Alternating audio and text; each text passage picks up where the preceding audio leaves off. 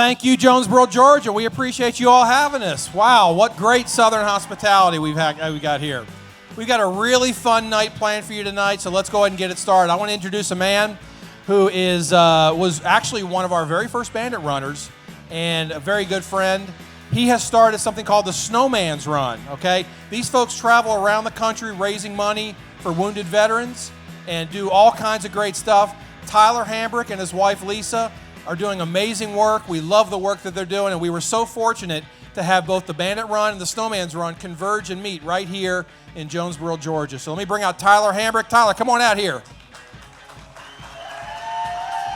Woo! How we doing?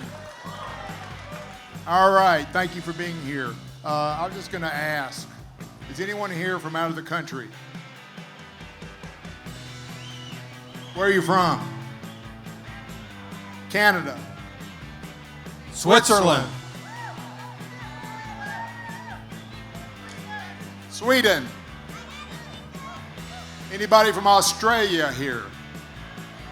No, Wayne, Missouri's not out of the country. Come on. Germany. England. Wow. That is awesome. Are y'all having a good time? All right. All right, we got a very special treat. These are some faces that you'll probably recognize, some very good friends of Tyler's. We're going to bring them out right now. We're going to talk a little Smokey and the Bandit. Tyler's going to help us introduce them. Let's bring them on out, our first group. All right, so hey, before we introduce them, the ones that were in the movie, we're going to have them do a line from the movie, and we'll see if you can guess who they are, okay? No cheating yet. I know some of you know who they are. Hi, Uncle Bandit. Everybody get that? Everybody remember Little K? Little K? Greeting Uncle Bandit? He ain't your damn uncle. Remember that? Miss K, she lives up at McDonough now. All right, let's go. Let's bring our next guest out right here. Come on out here. Now, she wasn't in the movie, but let's just say she had a very significant family member in the movie, and she has lots of great memories. So, what is your last name? Reed. Ladies and gentlemen, Sadina Reed, Jerry Reed's daughter.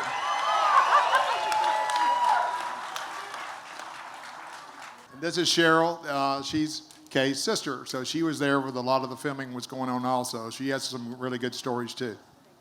Remember, she was one of the house apes. Remember that? Yeah? Sure. All right, so give us a line that that everybody here might recognize you from. Son, could you let me off at the next exit? This is Mr. Ronnie Gay. He was a state trooper who was not only in charge of traffic control and filming through every part of the movie from day one to the very end. He was also in the movie. What was your other line that you said? Son, don't you know it's St. Saturday? All right.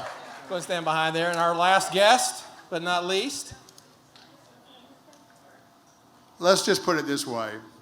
He's connected with the movie with someone that didn't have a speaking part, except he went rough, rough.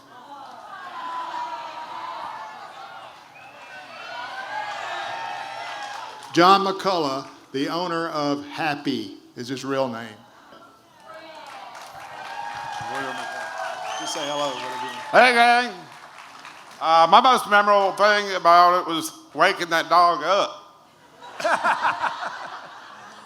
All right. So we got a great group of folks here who all have very intimate knowledge of the movie. Let me start with Kay over there. So Kay, tell us, how did you get involved in this movie? This was kind of a neat story. Well, I was about 12 years old.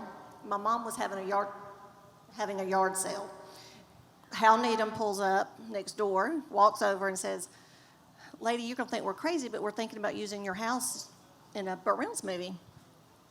And so he looked around and he said, "Yeah, we want to use your house." He said, "We're going to need some kids."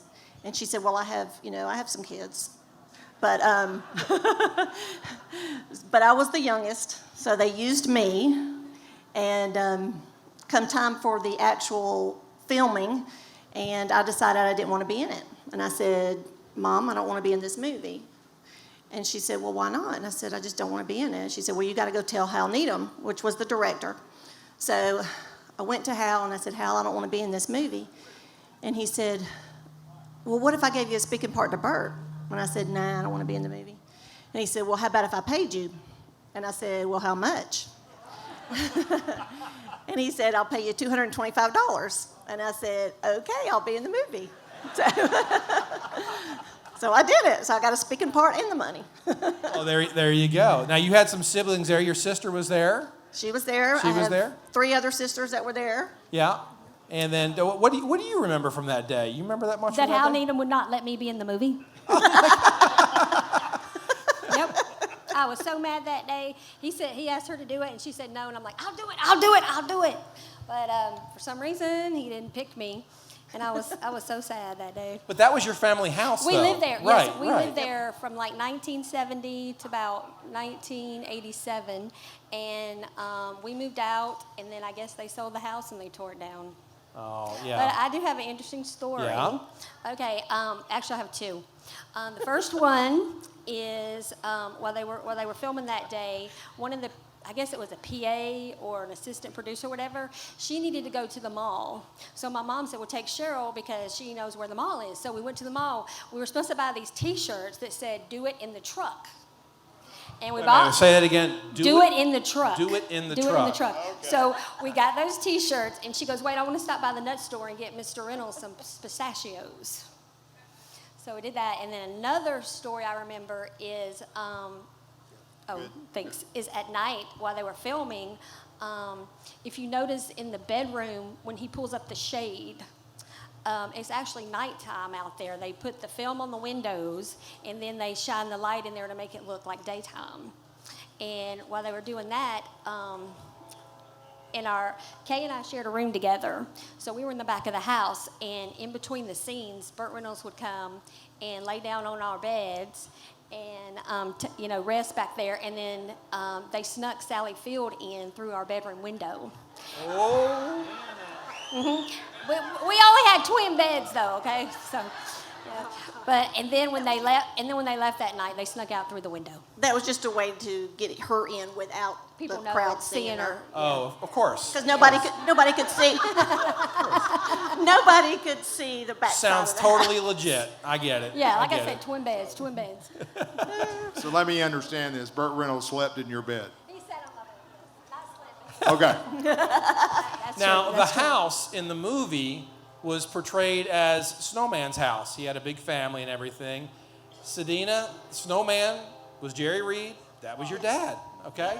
So tell us, what memories do you have of this? I know you must have talked to him at length about some of his favorite stories about shooting this movie. What are some of the things that you remember? Well, honestly, Dad always talked about what he was doing with me, because I'd work with him sometimes, and I was musical.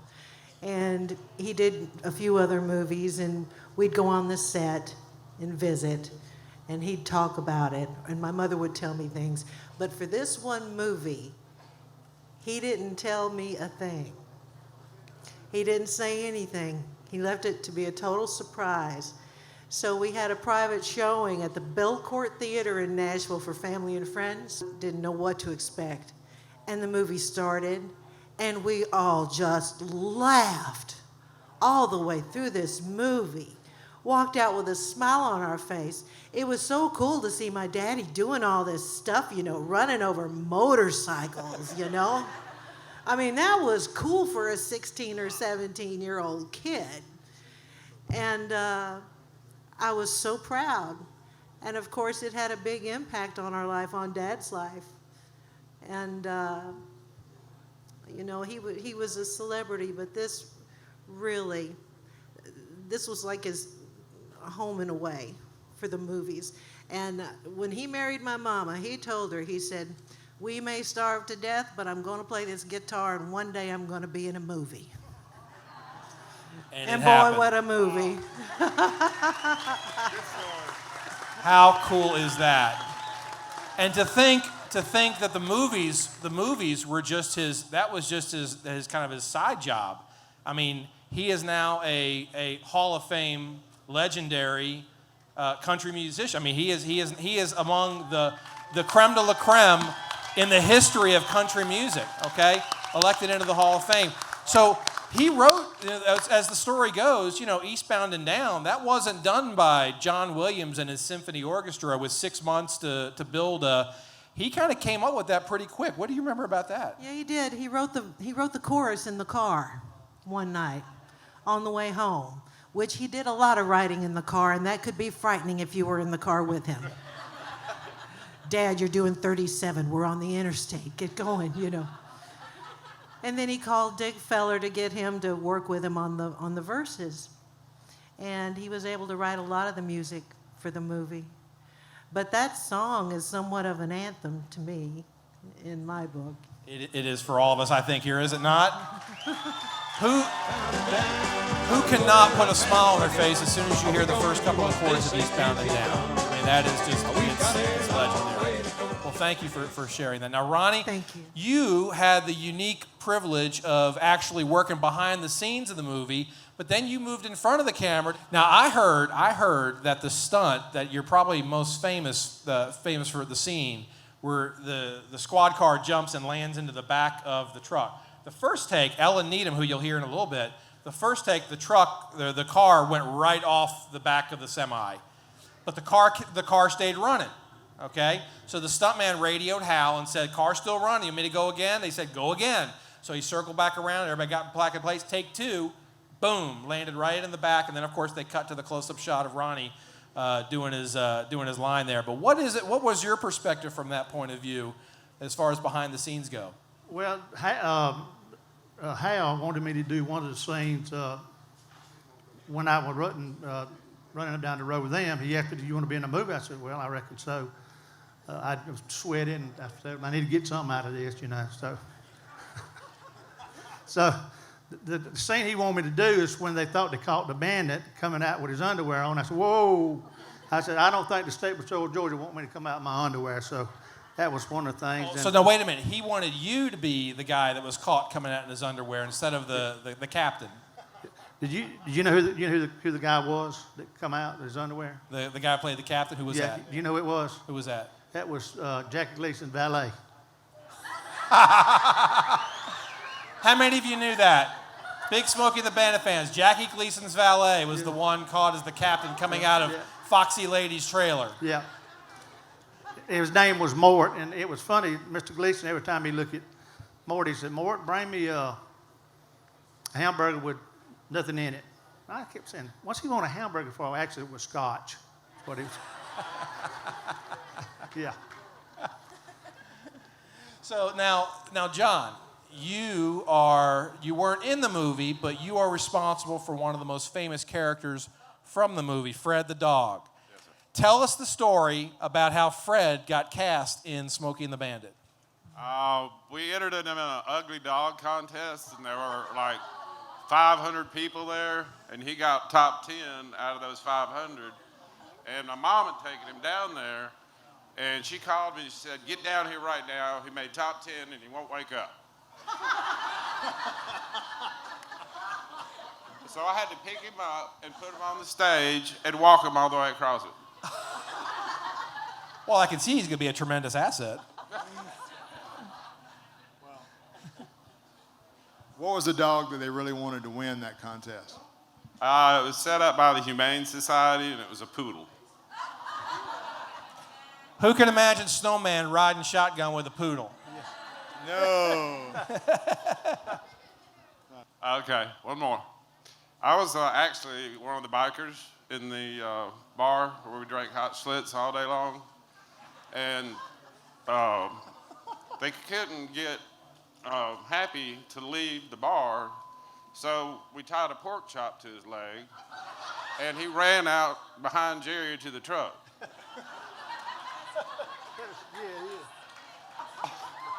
So we had Snowman Pork Chop leading Fred out. I got you. And that's how you got him out. And you got a bit part as one of the bikers in the bar, huh? Yeah. All right. Yeah, we drank hot schlitz all day. Anybody drinking hot Schlitz out there right now?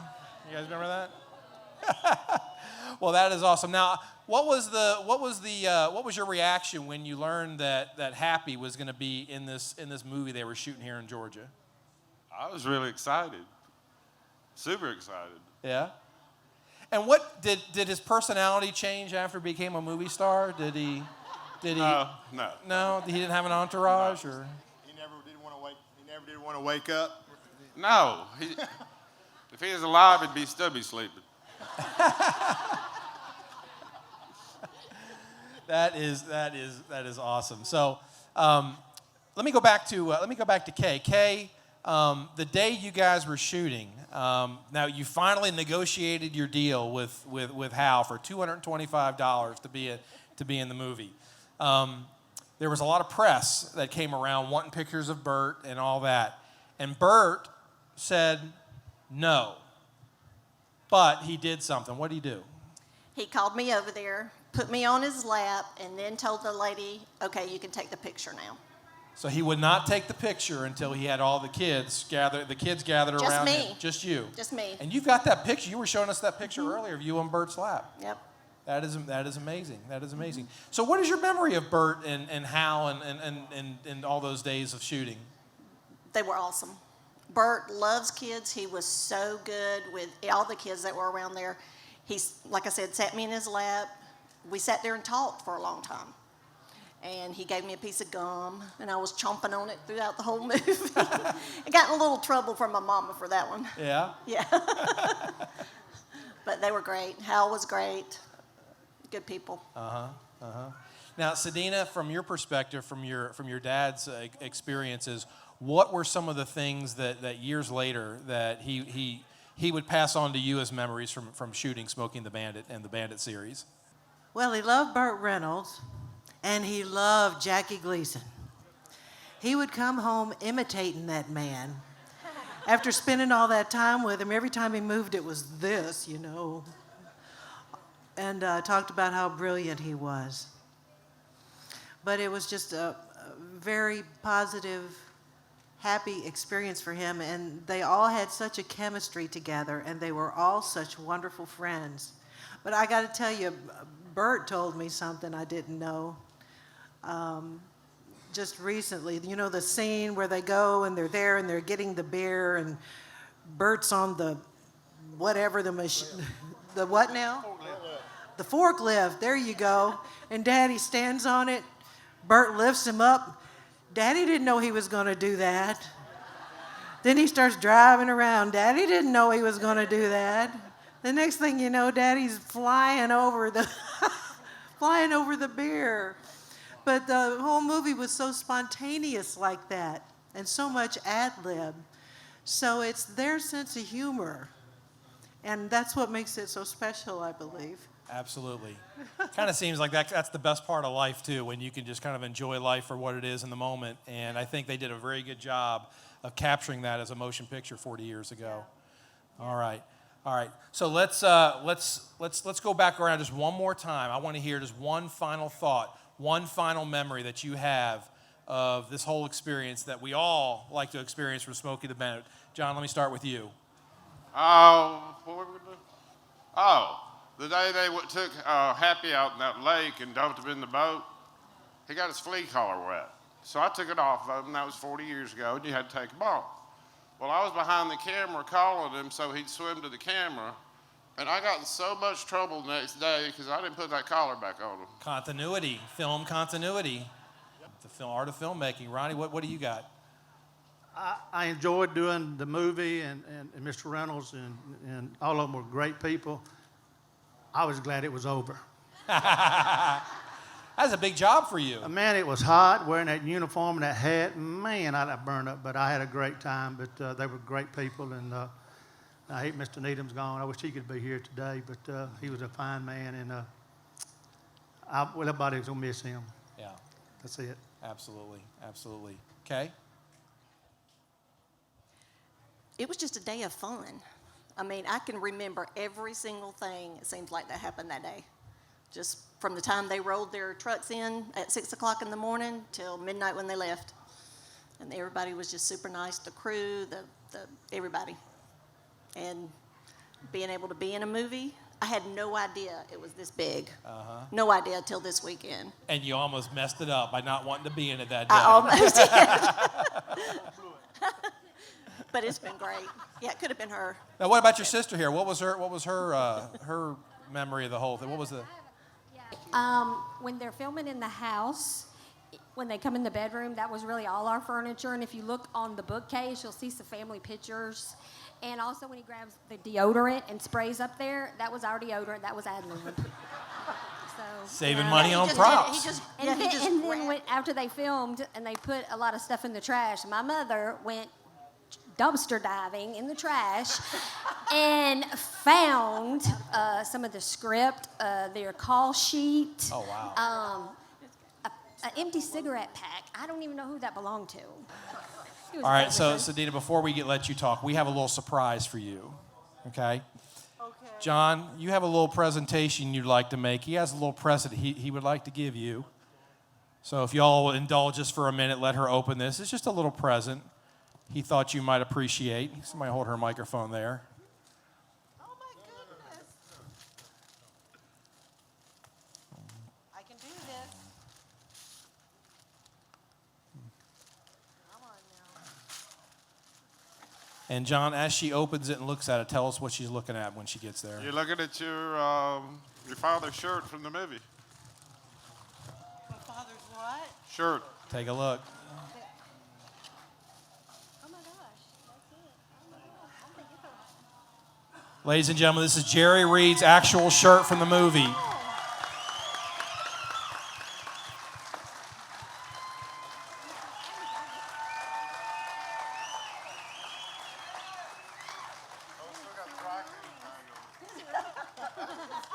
And John wanted you to have that.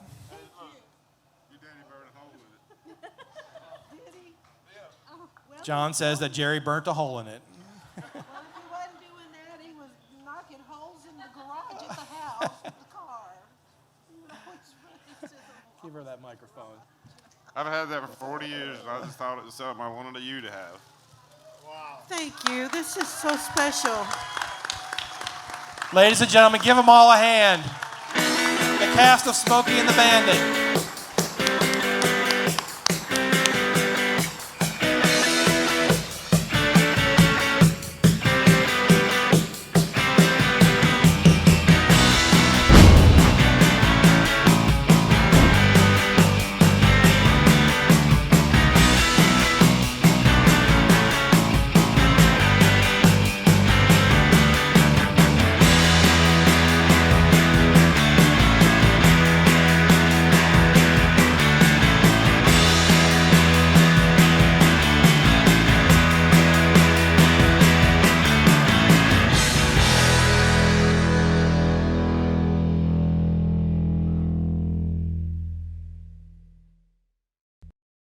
Hello, I'm Burt Reynolds.